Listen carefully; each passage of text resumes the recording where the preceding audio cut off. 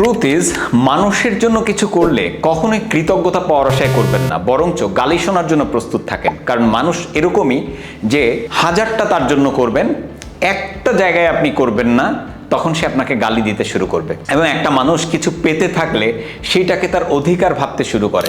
অফিসে যাওয়ার সময় রিক্সাওয়ালার রিক্সা ভাড়া 20 টাকা, কিন্তু আপনি রিক্সাওয়ালাকে হেল্পের স্বার্থে 40 টাকা দেন, 20 টাকা অতিরিক্ত দেন।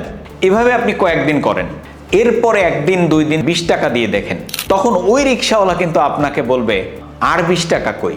নিজের জন্য করেন, আর নিজের জন্য করতে গিয়ে কিছু মানুষের যখন উপকার হবে সেটাই ভালো। কারণ মানুষের জন্য অতিরিক্ত আমি আমার জীবনে করে দেখেছি, যেটা তার প্রাপ্য না সেটা দিয়ে দেখেছি, কিন্তু সেই মানুষ কখনো হ্যাপি হয় নাই, স্যাটিসফাইড হয় নাই।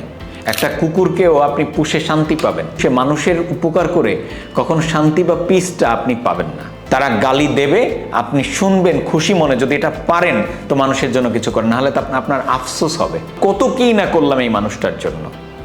আপনি তখন ভেবে দেখবেন আপনার সময়, শ্রম, অর্থ, মেধা সব আপনি উজাড় করে দিয়েছেন ওই মানুষগুলোকে ডেভেলপ করার জন্য, কিন্তু ফাইনালি ওই মানুষগুলাই আপনাকে আবার দেখবেন গালি দিবে, আপনার নিন্দা করবে। তখন আপনার কষ্ট এবং দুঃখ আপনাকে নিজের ভিতর থেকে কুড়ে কুড়ে খাবে, আপনাকে হিট করতে পারে, মেন্টাল টর্চার করতে পারে। So be careful. ভালো থাকবেন। আল্লাহ হাফেজ।